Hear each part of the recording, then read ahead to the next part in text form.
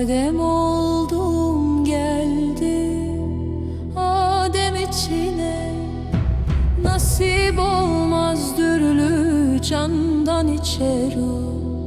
Sen büğür olup kandan kana geçerken bir kana uğradım, kandan içer o.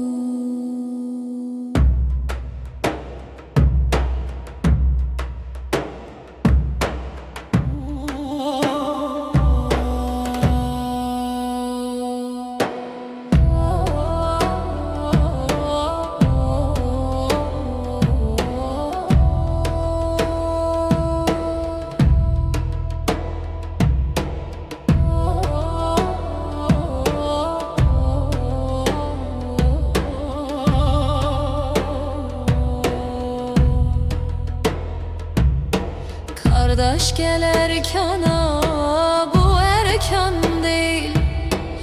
Oynatma atını, bu meydan değil. Süleyman'dan esen Süleyman değil. Süleyman var, Süleyman'dan içer o.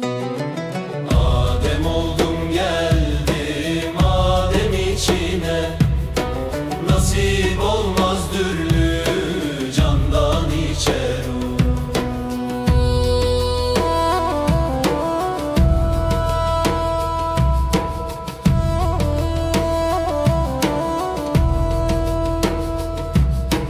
İrfan meclisinde irfan almışam, lali bedahşandan mercan almışam.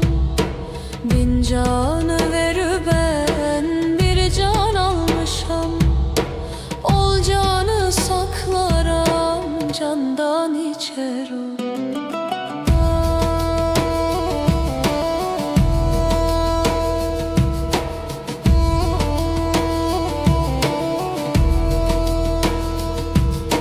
Hatay sultanın nutkunu hakla, ne dileğin varsa kendinde yokla.